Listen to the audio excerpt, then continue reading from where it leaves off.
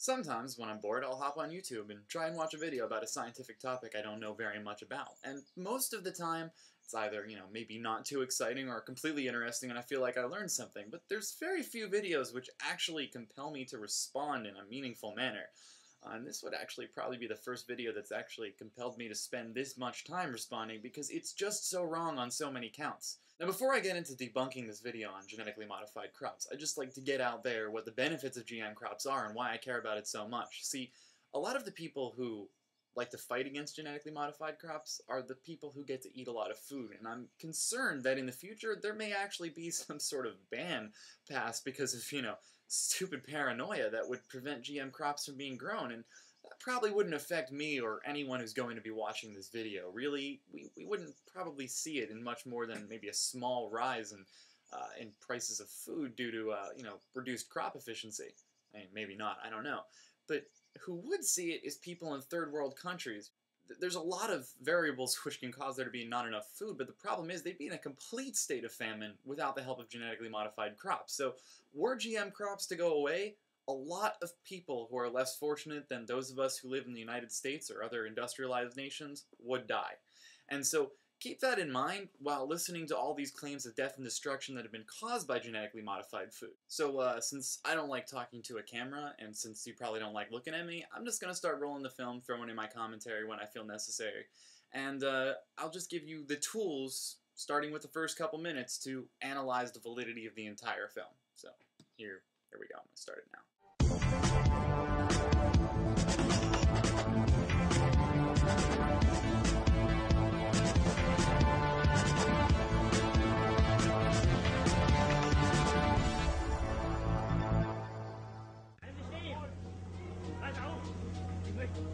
Tumultuous scenes on a field in eastern Germany. Opponents of genetically modified food want to storm a field and destroy the GM maize being grown on it. The police intervene.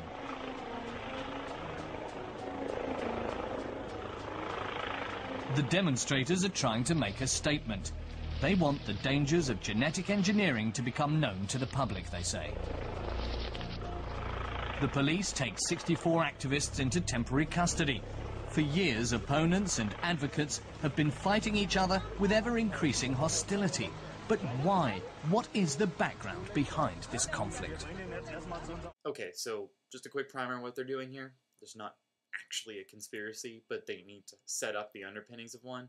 So they found a situation in which some cops arrested some activists trespassing and threatening to vandalize property, and they put some scary music under it. Voila, conspiracy.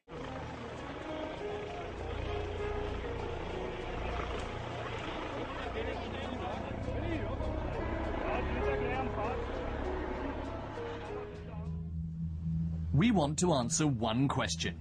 Is genetic engineering really dangerous? Step 1. The advertising videos of the manufacturers. What? I mean, set aside the fact that that sentence doesn't even make sense, because we set out to find out that genetically modified crops are harmful. Step 1, the advertising videos of the manufacturers. That's not really a sentence. And why would you start there anyway? You're out to prove that the crops are harmful, not the advertising videos. So the logical first step would be to get a hold of some of the crop and test it for potential harm. But no, instead they'd rather do it this way, by watching videos and searching on Google. They claim genetic engineering produces higher yields, fights world hunger, and reduces the need for pesticides. Yep. Difference between them and you is they did their research.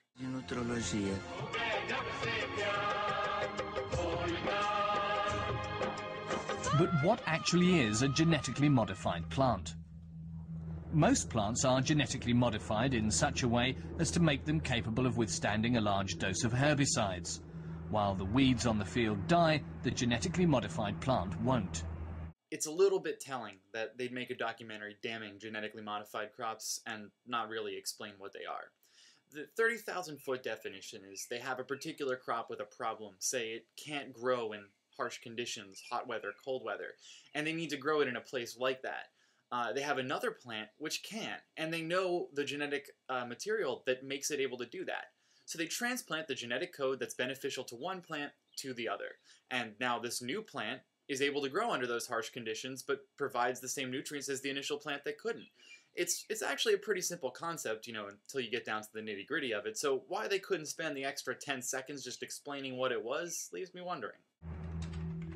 Next, we do some internet research. We find more than 500,000 critical entries on the subject of risks, a frequent point of criticism, allergy dangers.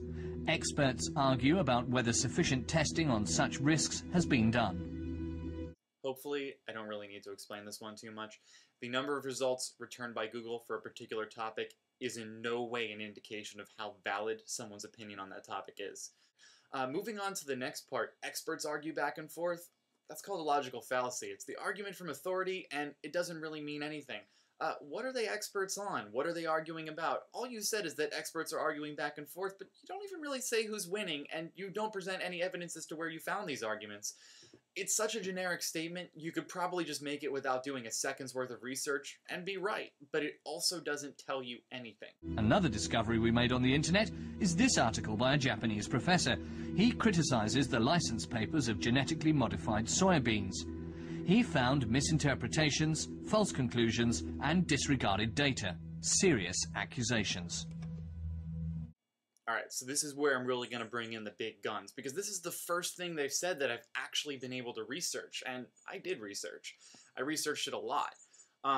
Took me about 15 minutes to find the paper they were talking about. Thankfully, there was a little bit of information on the screen about this particular paper, though they don't say where it comes from. The Japanese expert, his name is Kawata Masaharu. I don't know if I'm pronouncing that correctly, but anyway, he is a professor at Nyaga, I think it is, University in Japan. He actually does work in the biology department, so his opinion is theoretically, it carries a little bit of weight. The article was published in a journal called Pacific Ecologist, which, while this doesn't, invalidate the claims in the article, does seem to have a bias against GM crops and that sort of thing. What I'm seeing is it's pretty much a meta-analysis of paperwork problems, and that's about all there is to it. The first issue that they raise against the genetically modified soybeans discussed in this article is that they weren't sufficiently tested with the herbicide they were designed to resist. It's called Roundup, and the crop was being designed so that it wouldn't be affected by that. The only issue they can raise is that beyond checking to make sure no residue was left over, they didn't do any additional testing after spraying, and though I'm not an expert, frankly, I don't see the need. The next issue that they raise is the lack of proper documentation of the changed genetic sequence in the new soybeans.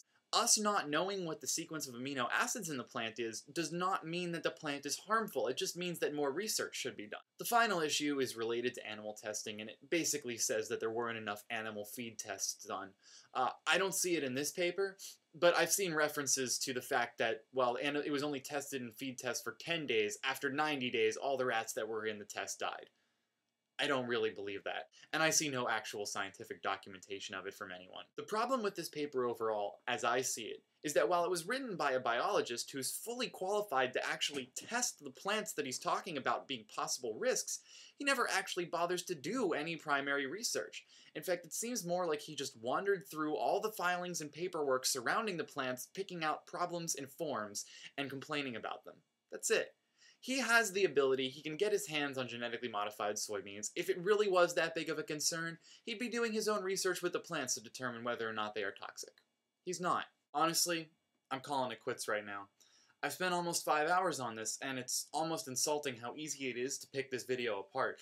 There's no support for most of the claims they make, and if you really want to try out some critical thinking, watch through the entire video, analyze each statement, and try and figure out what's wrong with it. You'll hear a lot of arguments from authority. In fact, the next thing coming up after this section I just analyzed, the first sentence in it references a scientist, and then goes on to explain findings with no source from where they were published or explanation of who the scientist is.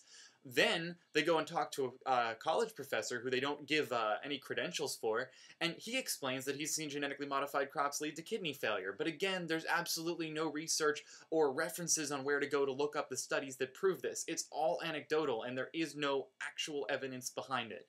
So in the future, if you're watching videos like this on YouTube, be sure to look for warning signs like these few that I pointed out, and if you want to watch the rest of this video too, Go ahead, look at it, analyze all the statements critically, and don't take what they're saying at face value, because they're going to lead you down the wrong road. They're not trying to do something to help you, they're trying to do something to push their viewpoint on you, and they're willing to bend the facts to do it.